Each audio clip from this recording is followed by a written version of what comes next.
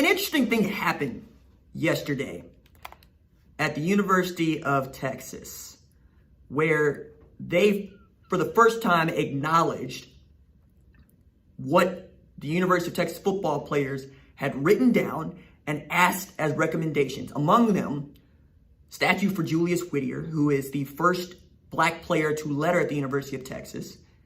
They also wanted a portion of the athletic department's budget to go toward organizations like Black Lives Matter and to promote black students getting to campus.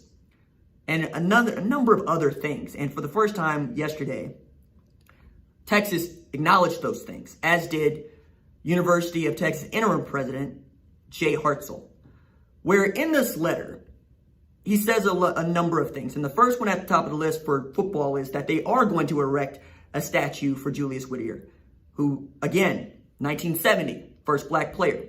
Now, that's 1970. That's 9 years after the last team in the NFL integrated. And that's 24 years after the NFL integrated, 23 years after Major League Baseball integrated, and 16 years after Brown v. Board of Education. They're also going to rename Joe Jamail Field to honor its only two Heisman Trophy winners, Earl Campbell and Ricky Williams, right? But that's where this gets interesting. So first, I want to point to how the Jamails came to this, because Ivan Mizell did yeoman's work in tracking down the sons of Joe Jamail, who has since passed, and they made it clear what they needed to get done. As Dar Jamail, one of his three sons, as I told Ricky Williams earlier, I was watching that sickening video of George Floyd getting murdered. I just wept, man 67. Said, I was just thinking, how did we fall so low to have a leaderless country, to have a president who supports white supremacists, this great people on both sides horse expletive? Truthfully, I don't give a flying F if you quote me. It's sickening. It's embarrassing that people try to justify it. He went on, there's no middle ground here. It's not confusing. Our mothers, our churches, our synagogues, our mosques, our schools don't teach us this. It's a simple golden rule. The fact that George Floyd dies to make people think about what they see every day and allow it to become normal. We're not in normal times. We're leaderless. You got a president that glorifies it. That is Dar Jamail, whose father's name was on the field at Darrell K. Royal Memorial Stadium. Leave it to the Jamail brothers, Dar, Randall, and Rob, to throw hammers. When they went to Jay Hartzell and University of Texas, they made it clear. They said in their letter, this offer is conditioned on their being named as soon as possible of Ricky Williams and Earl Campbell. Although symbolic, this change would show the entire university community, its students, faculty, and alumni, as well as the public, that doing right involves promoting justice as a first priority. It will demonstrate by action the university leads, not follows, given the outcry, public health, and social crisis we face. Please take this action immediately for maximum impact, certainly before news media or other outside demands make the honor seem reactive. The university is best served by showing strength and initiative on these issues. The Jamail boys out here throwing hammers. And, you know, I'm so proud of them on this one, because I was getting ready to drag Texas once again for, among other things, continuing to use the eyes of Texas as its alma mater, even as we can demonstrate it has a racist background and undertones.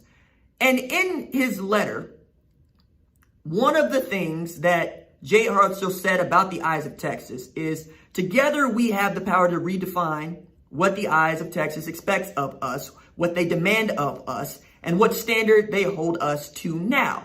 The eyes of Texas should not only unite us, but hold all of us accountable to our institution's core values. But we must first own the history. Only then can we reimagine its future, and I look forward to partnering with our campus community to do just that. You cannot reclaim the eyes of Texas any more than you can reclaim a flag that was used to denote the pro-slavery clique from 1861 to 1865. We're just going to keep protesting it.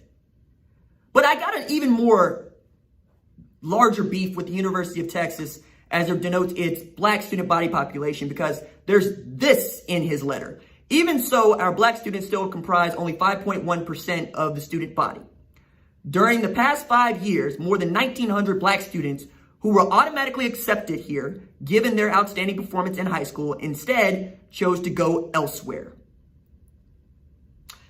That does not even get close to having the correct context.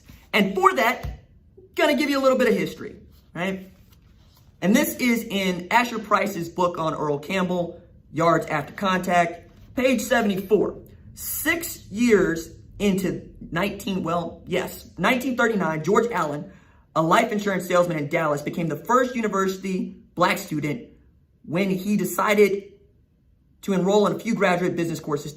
And to beat Jim Crow, he registered by mail and telephone. When he appeared on campus 2 weeks later and his race was detected, he was pulled out of class and his registration was canceled. One headline in the paper read, "Negro discovered in class at UT." Evidently anxious about the prospect of integration, the regents resolved in 1944 that buildings on campus, quote, "shall not be used by any public meeting or entertainment attended by members of the Caucasian race and the Negro race until and unless definite arrangement to segregate completely the members of the Caucasian race and the Negro race to be seated in the audience," end quote. And then one of the regents, Orville Bullington, took it a step farther when he said, "There is not the slightest danger of any Negro attending the University of Texas, regardless of what Franklin D., Eleanor, or the Supreme Court says, so long as you have a board of regents with as much intestinal fortitude as the present one has." Yo! And it gets even more nefarious than that. We're talking about an institutional kind of segregation and racism that is entrenched at the University of Texas. Because check this out. In June 1955, page 55 of Price's book, the university administrators convened for the first time the 4-person committee on selective admissions. The committee members suggested in a report delivered to the university president and marked "not for publication," loosening the graduate student application process so that the university would be in position to plead that it is acting in good faith to bring an end to segregation, and it should have some bearing with the courts and any attempt to postpone the admission of Negro students at the undergraduate level. The committee observed that if 2,700 freshmen were admitted, 300 would be black, according to the state population proportions. More than the administrators could stomach. The University of Texas had long admitted non-black students based on how well they did in high school.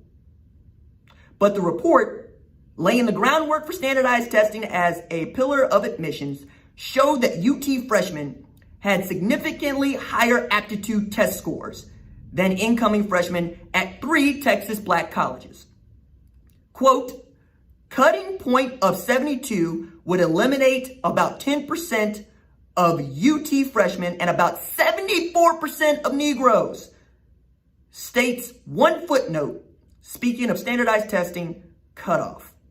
And here's another quote. "Assuming the distribution are representative, this cutting point would tend to result in a maximum of 70 Negroes in a class of 2,700, end quote. And so, in 1957, UT became among the first public universities in the country to require entrance exams. That's how badly University of Texas officials and regents did not want black students attending the University of Texas. And then you have Jay Hartzell in 2020 trying to tell us that they're doing everything they can to be more inclusive when you are keeping the eyes of Texas, which is racist in origin, and you've admitted it in public. You had Texas Cowboys, which is a sort of fraternity at the University of Texas, in blackface, waving Confederate flags while singing this song. You didn't have your first black football player until 1970. And at the time that Earl Campbell enrolled in class at the University of Texas, 12% of Texas was black. Of the 41,000 students at the University of Texas in 1974, 600 were black. That's 1.5%. At the University of Texas Law School, they had 1,500 students. 10 were black. And you're trying to tell us now that you're just now getting around to it? That 5% of your population in a overwhelmingly brown state is black? I don't believe you. We're calling you out because that doesn't make any sense. And the reason that I'm stomping on the University of Texas is the same reason I would be stomping on the University of Oklahoma, where I was enrolled in graduate courses and got my master's, when flyers were circulating around campus telling white women not to date black men when I was married to a white woman. Like, what are we doing? That's where I got my master's degree. The same place that recognized the Ku Klux Klan as a club in the yearbook.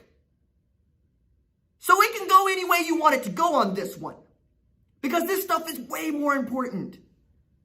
And acknowledging these things and saying, yeah, we understand that history matters, because so many would tell me that tradition matters. And what is tradition if not history?